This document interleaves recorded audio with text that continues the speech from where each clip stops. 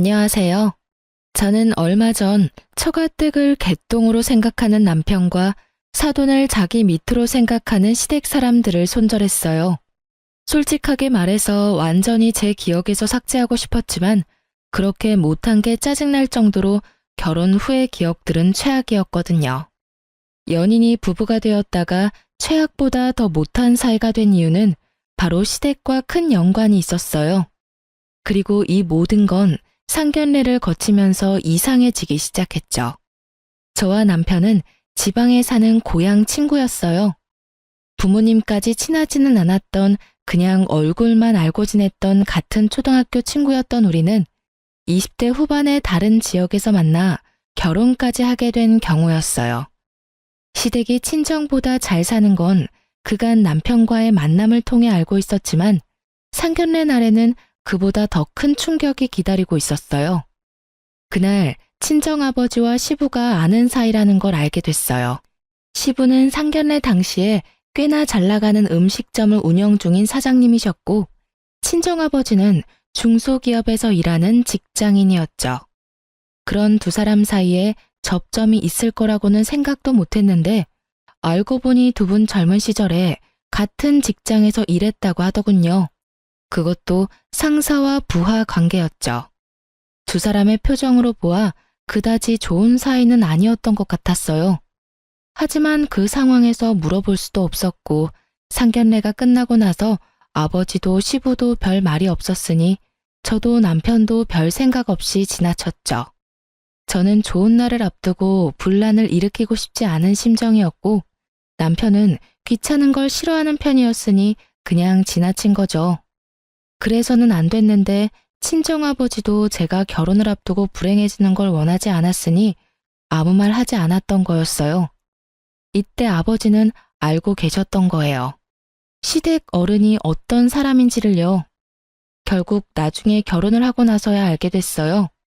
저희 아버지가 사돈댁 두 사람을 보고 그리 좋아하지 않았던 이유. 바로 시부도 시모도 사람을 아낄 줄 모른다는 점을 친정아버지는 알고 계셨던 거예요. 결혼 후 시부모는 저희 친정을 언제나 아래로 보며 하등하게 취급했거든요. 알만 사돈이지 예전에 자기 부하 취급하던 행동을 제 앞에서도 아버지에게도 그대로 하더군요. 그 모습에 정말 너무 어이가 없었어요. 상견례 때 아버지 모습을 보고도 별 생각 없이 결혼을 했던 저는 저와 친정이 시댁에서 어떤 취급을 받는지 아버지에게 말하고 싶지 않았어요. 제 자존심의 문제가 아니라 부모님이 상처받는 게 싫었고 결혼한 자식이 불행하다고 하면 부모님이 느낄 안타까움과 슬픔이 짐작도 안 갔으니까요. 결국 제 잘못인 거죠. 참고 살아보겠다고 결정한 그 다짐이 제 발목을 잡을 줄 몰랐으니까요. 말은 참을 수 있었어요. 제가 듣고 그냥 넘기면 되잖아요.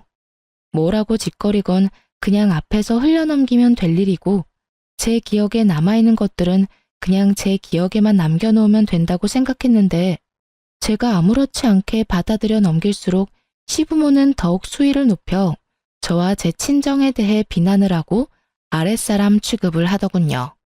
그 사람들이 그런 말을 하는 건 순전히 저를 괴롭히기 위함이라는 생각이 들었어요. 제 아버지가 자기 부하 직원이었다는 걸 알고 나서는 며느리가 아닌 부하 직원의 딸처럼 보였나 봐요.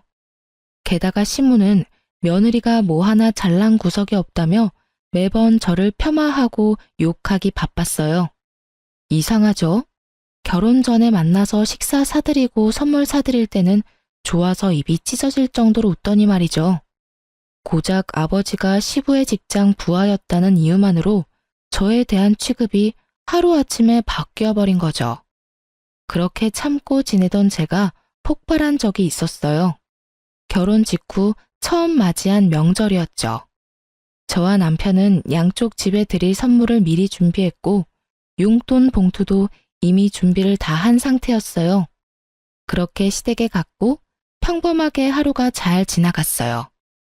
이후 친정에 들르기 위해 시댁에서 나오는데 시모가 제게 선물 세트를 하나 건네더군요. 아버지한테 갖다 드려. 그래도 명절인데 사돈지간에 선물 하나는 보내야지. 빈손으로 애 보낸 거 보면 예의를 아는 건지 모르는 건지 이렇게 생각이 짧아서야. 선물을 건네며 함께 받은 말은 돕겠지만요. 이 정도면 대놓고 저희 부모님이 시댁에 선물을 하지 않은 걸 욕한 거나 마찬가지였죠.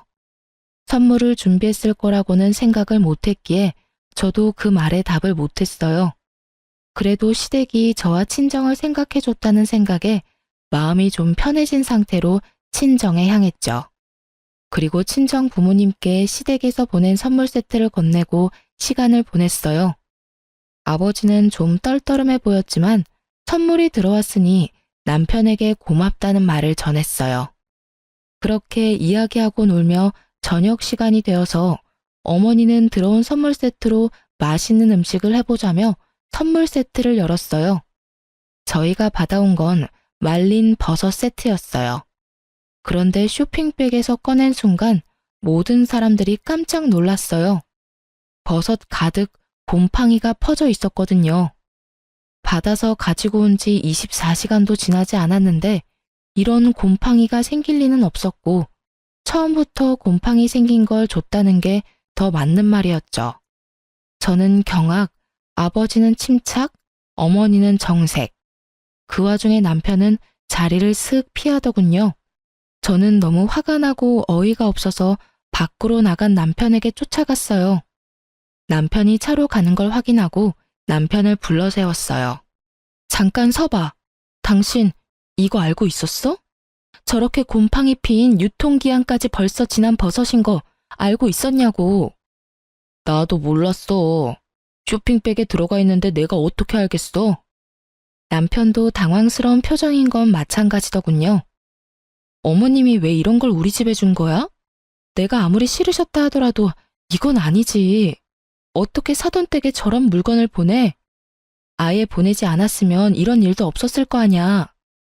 나도 모른다니까 왜 나한테 자꾸 화내? 그럼 내가 화 안 나게 생겼어? 그러는 당신은 왜 이렇게 조용한데?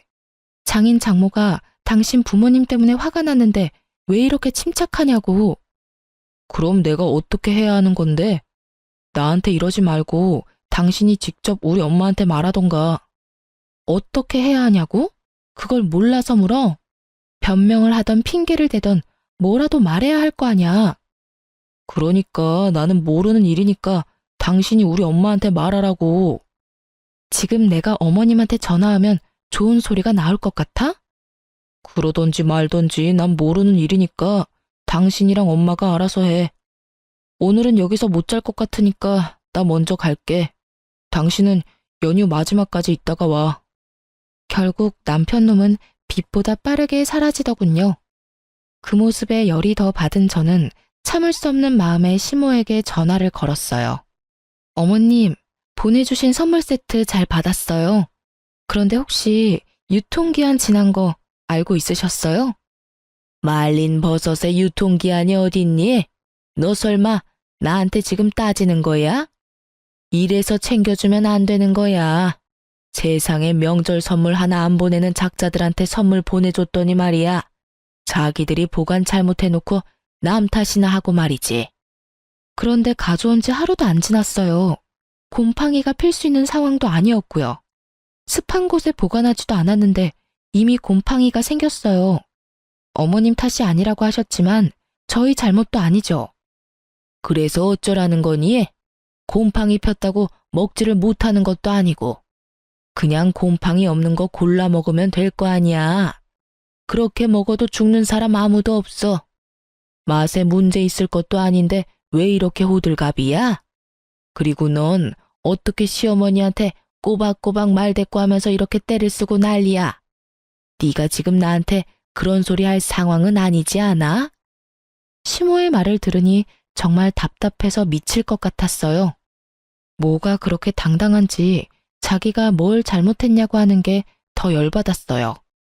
솔직히 확인도 안 하고 줬으면 확인을 못해서 미안하다고 이야기하는 게 정상 아닌가요? 끝까지 저희 탓 못해서 안달난 사람처럼 결국에는 시모에게 대드는 못된 며느리로 만들어버리는 모습에 가만히 있어선 안 되겠더라고요. 뭘 잘못했는지 직접 이해하게 만드는 수밖에요. 정말 그렇게 생각하신다는 거죠? 뭘 그렇게 생각해? 지금 하신 이야기들요. 그대로 제가 받아들여도 된다는 거죠? 너 알아서 해. 웃겨서 정말. 선물해주고도 욕 얻어먹을 줄 알았으면 나도 선물 안 했어. 괜히 챙겨줬다가 욕만 얻어먹고 이 나이에 며느리한테 이런 소리까지 들어야 되고. 시모가 혼자 중얼중얼거리며 신세 한탄하는 거 듣고 싶지 않아서 중간에 전화 뚝 끊어버렸어요. 시모가 다시 전화하지는 않았지만 남편에게 엄청 뭐라고 한 것 같더라고요. 시모 이야기하는데 전화 끊는 며느리가 어딨냐면서요. 그 이야기를 들으면서도 저는 한 귀로 흘렸어요. 그것보다 더 중요한 일이 있었거든요. 다행히 시부 생신이 곧 다가오고 있었거든요. 저는 그날을 복수의 날로 정했거든요. 저와 제 친정이 받은 이 수모를 되갚아줘야 하는 게 당연한 일이잖아요. 아버지가 젊은 시절 자기 부하였고 얼마나 괴롭혔는지는 모르겠지만 그것과는 별개로 사돈댁으로 만났는데 이런 짓을 벌인 건 상식에 어긋나는 행동이죠. 그리고 무엇보다 제가 용서할 수 없었어요. 그렇게 착한 사람도 아니고 저도 한 성깔하는데 굳이 시무를 놔둘 생각은 절대 아니었어요. 시부 생신을 위해서 저는 열흘 전부터 준비했어요. 미역국과 잡채, 갈비찜 등을 준비하기 위해 재료를 열흘 전부터 사놓았거든요. 그리고 시부모를 집으로 초대했죠. 시모가 시어른 생일은 직접 만든 생일상으로 차리라고 했기에 그렇게 하려고 부른 거였죠. 집으로 들어오는 시부모들의 표정에는 여전히 깔보는 표정이 가득했어요. 그리고 저는 그 표정을 보며 속으로 비웃었어요. 점심 식사를 위해 모인 시모는 우리 집에 들어오면서부터 역시나 마음에 안 든다며 짜증나는 소리를 해대더군요. 집은 치우고 사니? 어떻게 이렇게 정리도 안 하고 살아? 우리 아들 불쌍해서 이런 집도 집이라고 같이 살고 있는 꼴 보니 에휴. 그러게요. 남편 버는 것만으로는 감당이 안 돼서 맞벌이 중인데 집안일이 모두 제 몫이라 감당이 안 돼서 그런가 봐요. 어머님이 이해하세요. 이 사람이 돈 못 버는 게 이 사람 탓은 아니잖아요. 시모의 표정이 순식간에 시뻘겋게 변하더군요. 그러게 말을 조심해야지. 집이 더러운 게 오로지 며느리 탓인 양 이야기하고 싶었겠지만 그게 제 탓만은 아니잖아요. 게다가 제가 시모의 말을 이용해 남편을 돌려가자 남편도 기분이 나쁜 표정이었어요.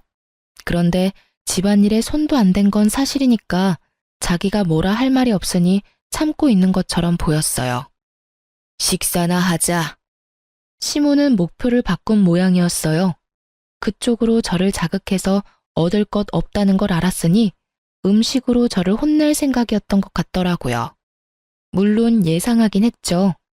그리고 입에 하나씩 반찬이 들어가자 여기저기서 소리가 튀어나오더군요. 뭐야?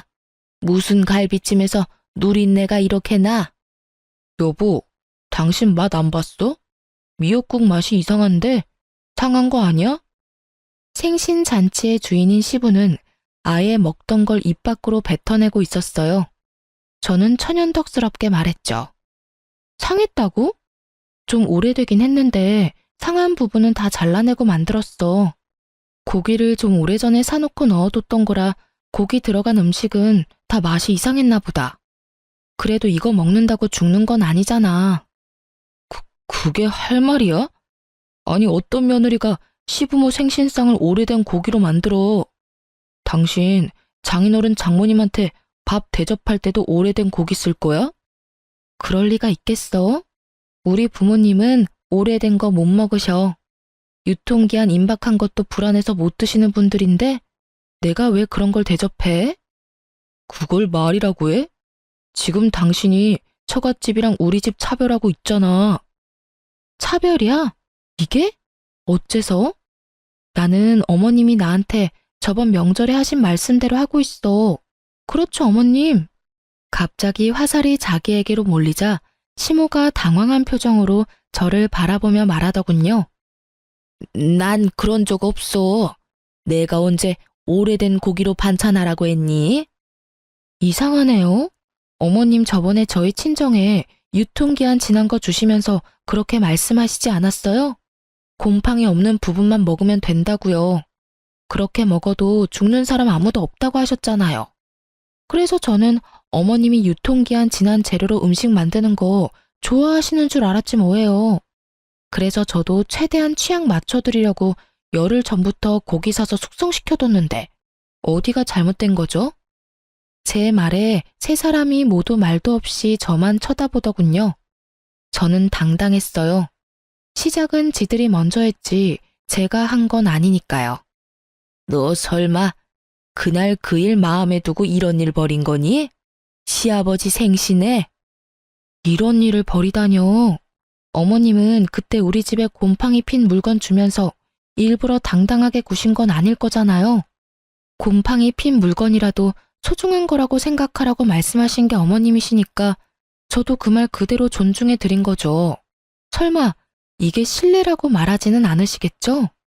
그렇다면 그때 우리 집에 그런 물건 주신 건 어머님이 실례하신 일일 테니까요. 제 말에 시모는 아무 말도 못하고 버벅거리고 있더군요. 남편도 놀란 얼굴로 저를 쳐다보고요. 다들 그런 생각이 들었을 거예요.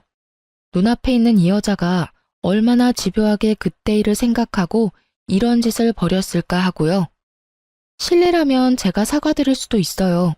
그렇지만 진짜 실례면 어머니도 저희 부모님께 사과하셔야겠죠? 그 말에 할 말이 없는 시모는 저를 노려보기만 할 뿐이었고 사과할 생각은 전혀 없어 보였어요. 하긴 사과를 할 사람이었으면 제가 이런 짓도 안 했을 테죠. 저는 시부모에게 대놓고 말했어요. 받은 대로 해드리는 것뿐이에요. 그러니까 앞으로도 시댁 행사에는 어머님이 좋아하시는 유통기한 지난 재료 넉넉히 써서 음식 해드릴게요. 그 말에 남편은 난감한 표정이었고 시모는 분한 표정이었어요. 하지만 할 말이 없겠죠. 제가 틀린 말 한 건 아니잖아요. 그리고 다 뿌린 대로 거두는 거잖아요. 결국 그 일 이후로 시부모님은 저한테 음식을 하라고 말하지도 않고 물건을 저한테 주지도 않았어요. 안 받고 안 주는 게 제일 깔끔하죠. 그런데 역시나 끝까지 저희 부모님께 사과는 안 하더라고요. 모가지가 얼마나 빳빳한지.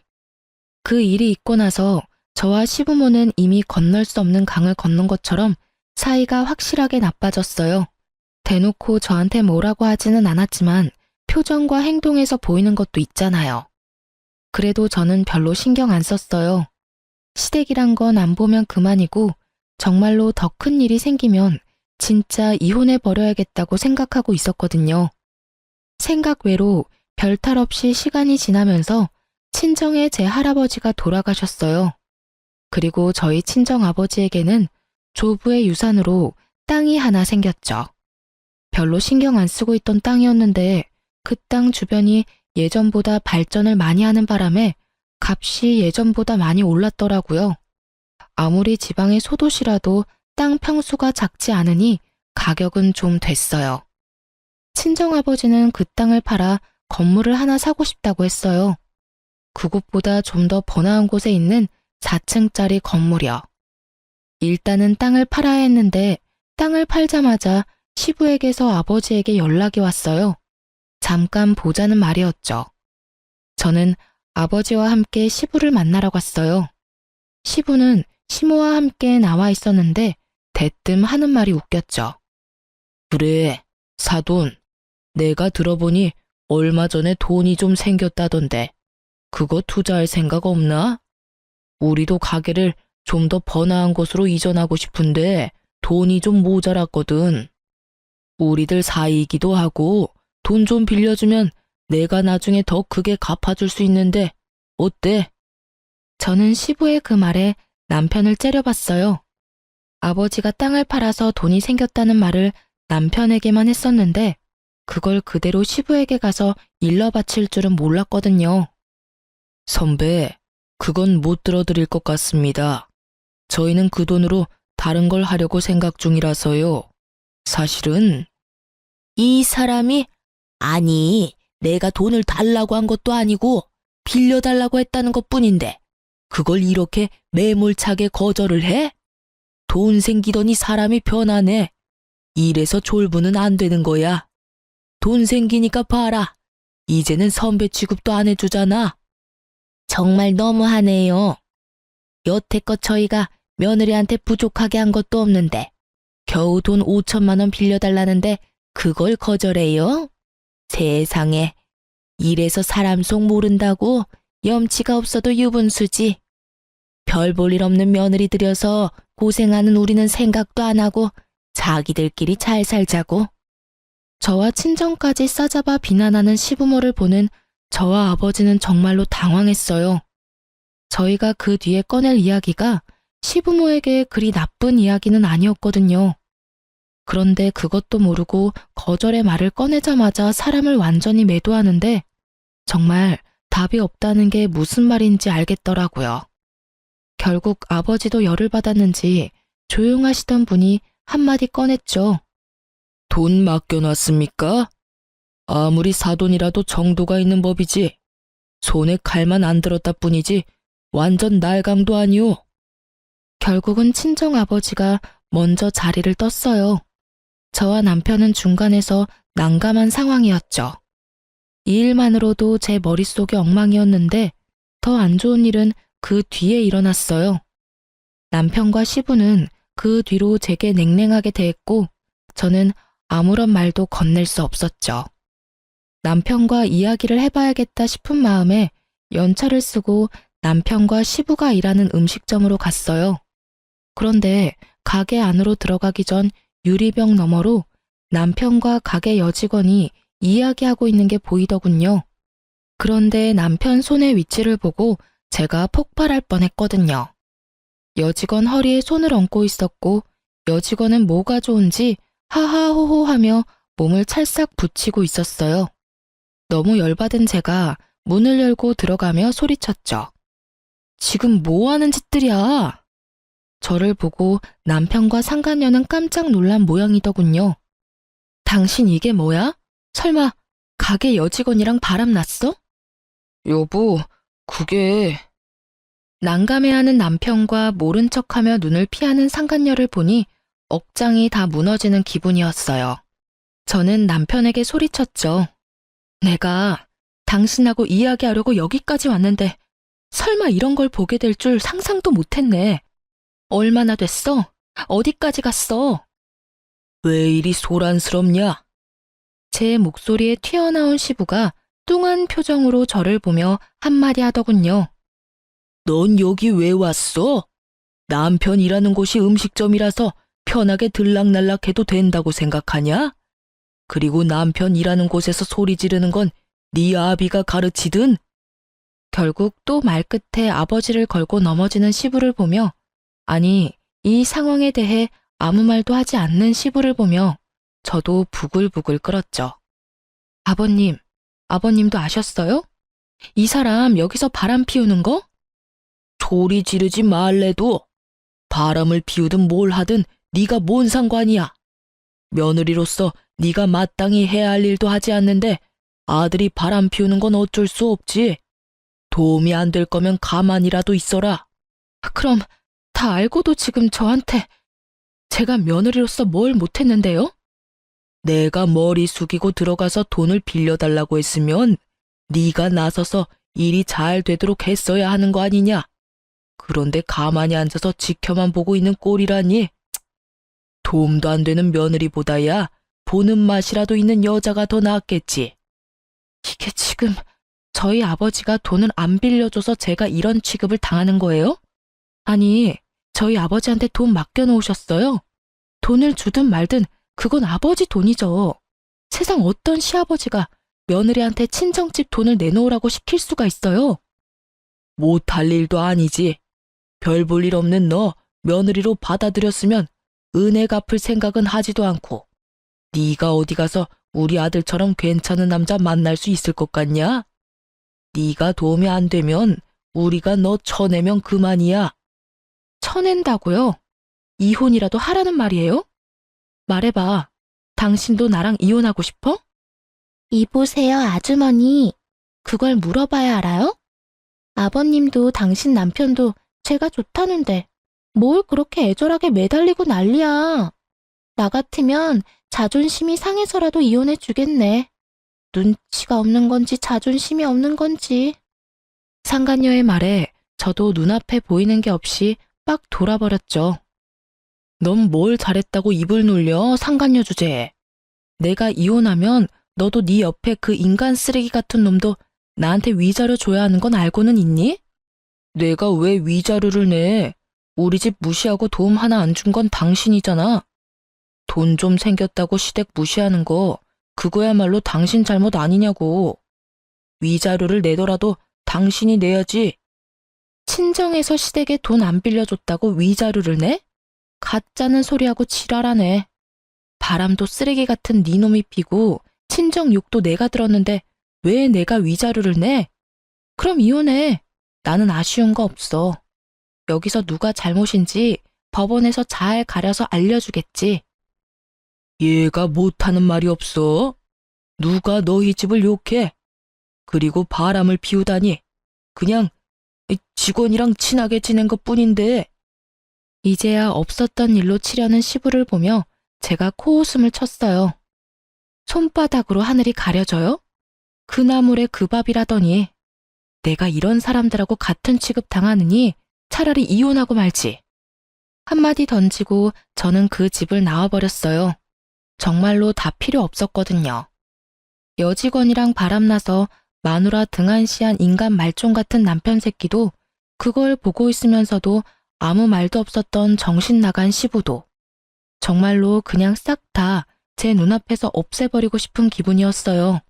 하나라도 좋은 일이 없었다면 정말로 우울증이나 화병에 시달렸을지도 모르지만, 나쁜 일 겪으면 좋은 일도 온다고 아버지가 이혼 기간 중 조부의 땅을 팔아서 건물을 매입하게 됐어요.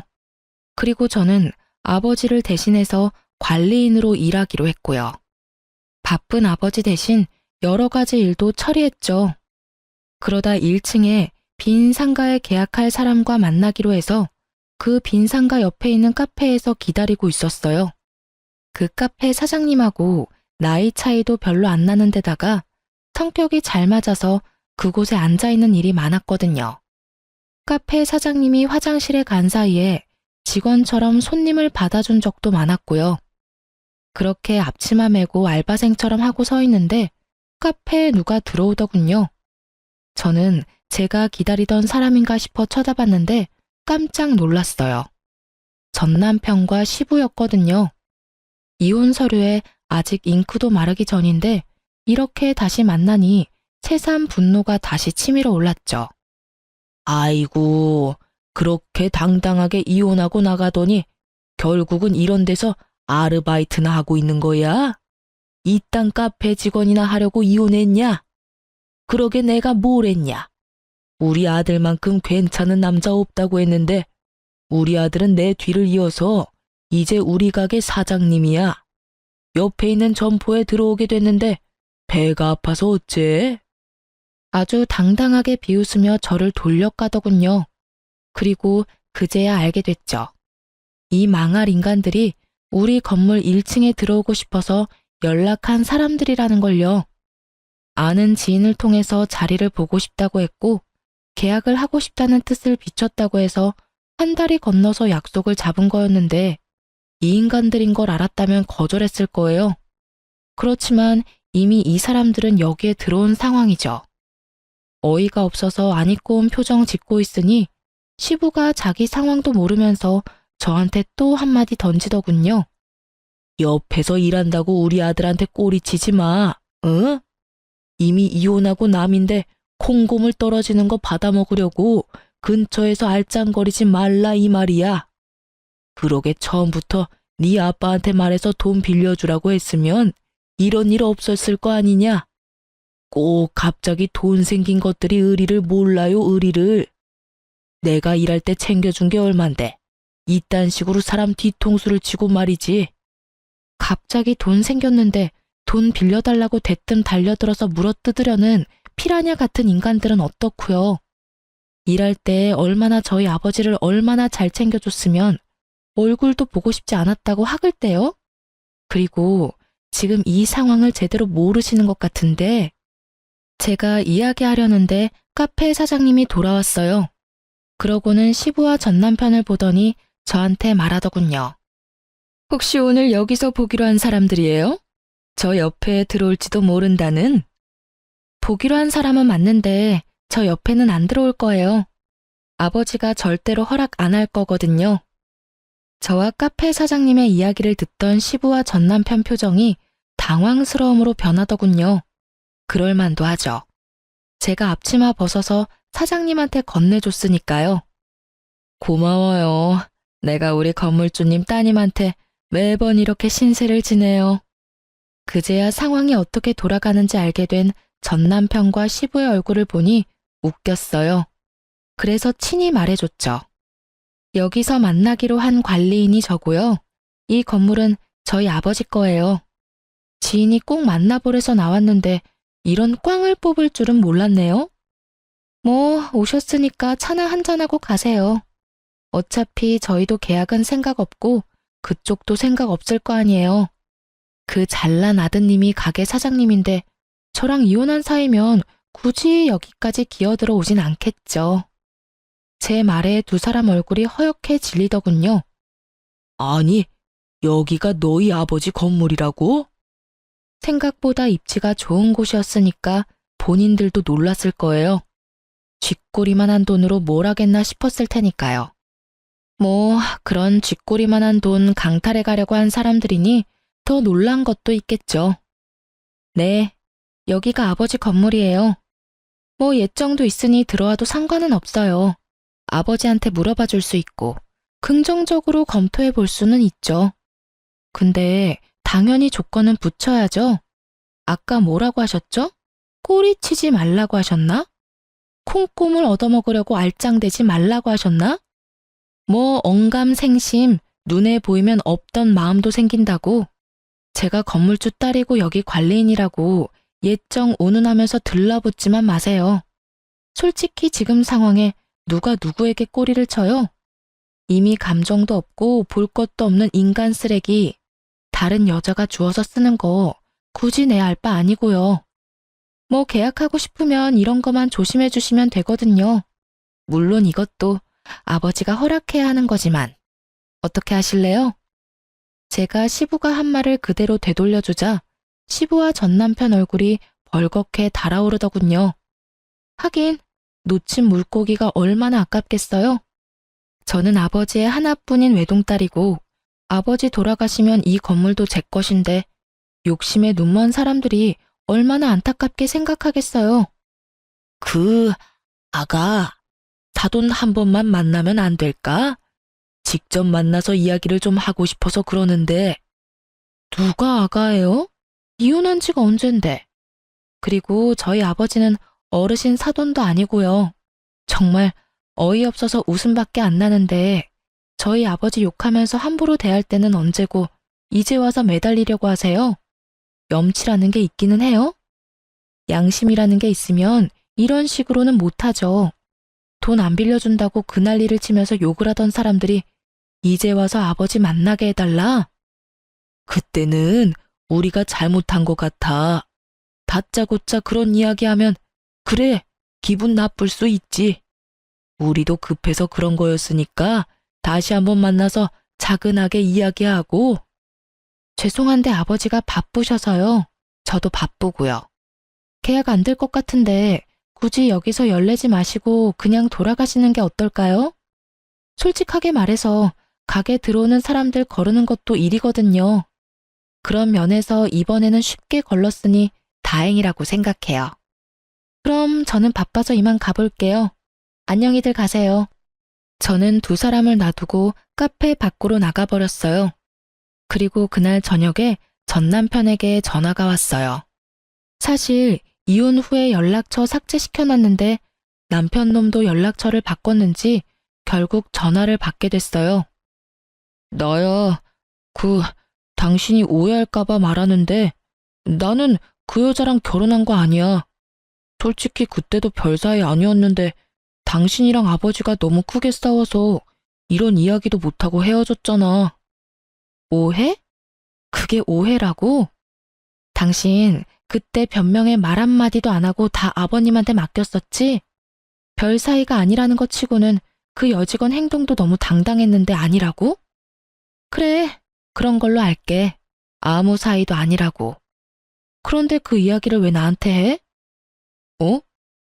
그야, 당신이 오해하고 있을까 봐. 나는 아직 당신한테 마음이 있어. 우리가 이혼한 게 당신과 나 사이에 문제가 있어서가 아니라 부모님과 당신 사이에 문제가 있어서 헤어진 거잖아. 나는 여전히 당신 생각에 매일 힘들고 그래. 그래? 그런 거 치고는 연락이 참 이상한 때에 왔네? 그 전까지 시간이 그렇게 많고 많았는데 왜 굳이 오늘 전화를 한 거야? 그래, 당신도 욕심이 나긴 했겠지. 건물주 외동딸이면 욕심 안 날 수가 없지. 그러니까 이거잖아. 내가 아무것도 아닌 년이었을 때는 상간녀가 더 좋았고, 내가 가진 게 좀 있어 보이니까 이번에는 내가 좋고. 한마디로 그거잖아. 그런데 너는 나한테 아무런 메리트가 없어. 장점이 하나도 없다고. 솔직하게 말해서 직장 직원이랑 바람 피우는 남자를 대체 어떻게 다시 믿고 만나겠어? 상식이 아니지. 그리고 당신이 나한테 이러는 거 그 상간녀는 알기나 해? 당신이 그렇게 나에 대한 마음이 굳건하면 내가 상간녀한테 알려줄까? 정말로 그런 거 아니야. 나는 당신하고 이렇게 어이없이 헤어지고 정말 힘들었다고. 어떻게 해야 내 진심을 알아줄 거야? 진심이고 나발이고 너한테 그런 진심이란 게 있을 리가 없지 정신 나간 새끼야. 아, 그리고 하나 알려줄까?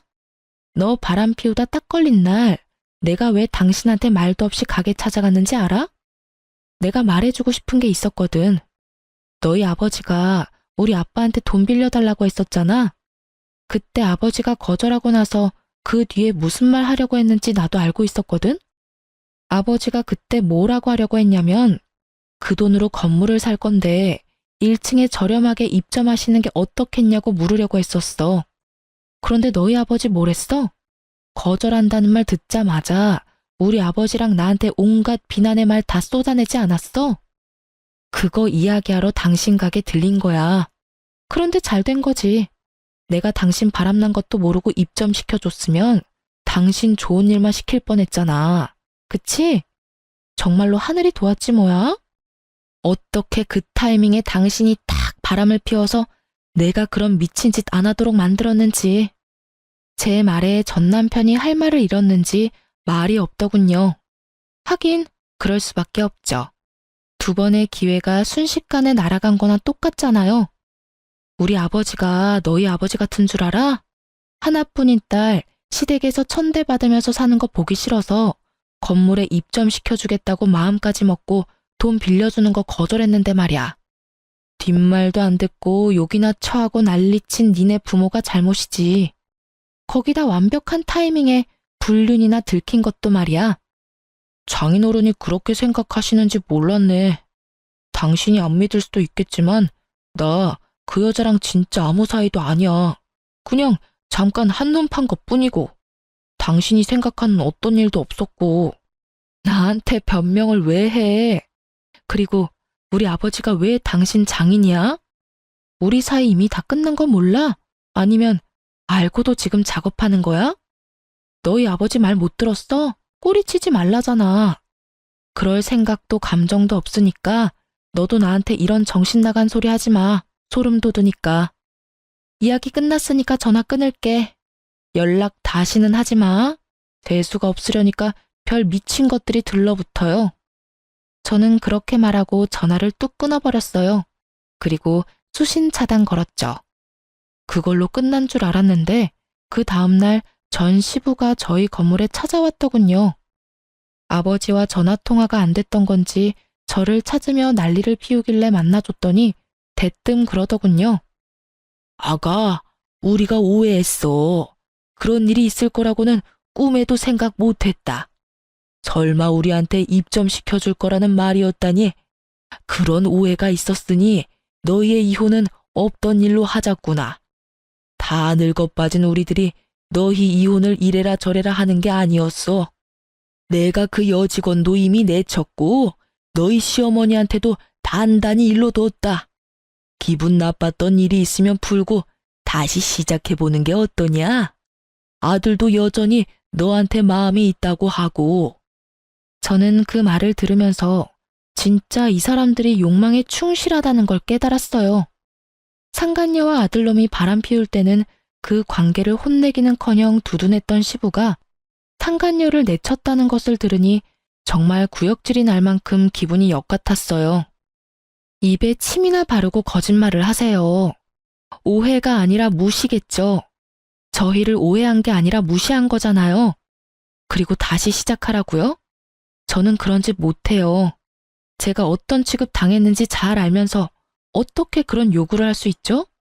저를 못마땅하게 취급한 건 그렇다 쳐도 제 부모님마저 싸잡아 비난하셨잖아요. 다른 건 다 참아도 부모 욕은 못 참아요. 자기들이 무슨 짓을 한 건지 알면서도 뻔뻔한 것도 모르고 다시 연락해요? 우리가 받아줄 리 없잖아요. 아버지도 저도 당할 만큼 당했고 기분 나쁠 만큼 나빴어요. 이렇게 나중에 와서 아쉬운 소리 하면서 매달릴 거였다면 처음부터 처가를 존중하고 아껴줬어야죠. 아주 잡아먹을 것처럼 난리치던 날이 생각이 안 나는가 본데 당한 사람은 기억에 또렷하게 남아있는 법이거든요. 2번 다시 연락하지 마세요. 그 점포는 다른 사람에게 맡길 거니까요. 저는 다급하게 저를 부르는 시부의 목소리에도 시부를 내쫓았어요. 여기까지 와서 한다는 소리가 아휴, 정말 욕심이 하늘을 찌르더군요. 거짓말도 어쩜 저렇게 잘하는지. 카페에서 이미 저한테 빈정거리면서 저를 비꼬면서 비웃었던 주제에 하루 만에 태세 전환해서 연락 와서는 뭐요? 오해? 어처구니가 없어서. 이야기를 듣는 내내 이 인간들 가식에 험한 욕 내뱉고 싶었던 적이 한두 번이 아니었어요. 말 같지도 않은 소리를 턱턱 내뱉는 걸 보니 역시 사람 변하지 않는구나 싶었고요. 이날 있었던 일을 친정 아버지에게 이야기했더니 엄청나게 화를 내시더라고요. 사실 돈 빌려달라고 했을 때 정말 마음속으로 화를 엄청 내고 싶었다고 하더라고요. 그런데 참을 수밖에 없었던 이유는 화를 내면 제게 피해가 갈 거라고 생각했다고 하더군요. 그리고 1층을 싸게 내어주겠다는 제안도 시부 말이 끝나고 했어도 됐었지만 일부러 하지 않았다고 하더군요. 아버지는 알고 있었던 거예요. 시댁이 한번 잘해주면 영원히 들러붙어서 기생충처럼 저희를 괴롭힐 거라는 걸요. 그래서 시부가 욕할 때 차라리 잘 됐다고 생각했었대요. 저를 위해서 1층을 내어주려 했는데 예전과 전혀 바뀌지 않은 시부의 모습에 생각을 바꿨다고 말이죠. 그래서 제가 이혼했을 때도 차라리 잘 됐다고 말해줬어요. 제게 이혼녀라는 꼬리표가 달린 건 너무 싫지만 전 남편과 시부라는 또라이들에게서 둘러싸여서 괴롭힘 당하는 걸 보는 건 더 싫었다고요. 이혼은 신중해야 하는 것이고 되돌릴 수 없는 일이지만 세상에 되돌리지 않는 게 훨씬 나은 일도 있으니까요. 저처럼 말이죠. 정말 이혼 참 잘했다는 생각이 들어요.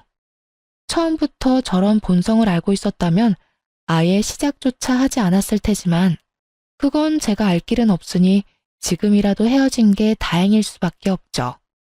예전에 저처럼 고민하는 사람들이 있다면 말해주고 싶네요. 헤어지는 걸 두려워하지 말라고요. 천벌 받을 놈은 받게 돼 있고 뿌린 대로 다 거두게 되어 있으니 굳이 스스로를 힘들게 하지 마시고요. 좋은 일, 즐거운 일만 하기에도 짧은 시간인데 저를 괴롭히는 사람들에게 할애할 시간 같은 거 아예 없애버리는 게 차라리 정신건강에 좋으니까요. 저도 그런 마음으로 열심히 제 인생을 풍부하게 만들려고 노력하며 살고 있어요. 그리고 그 노력이 결실을 맺어 이렇게 사연글도 쓰고 있는 거겠죠. 지금까지 들어주신 분들 모두 감사합니다. 행복하세요.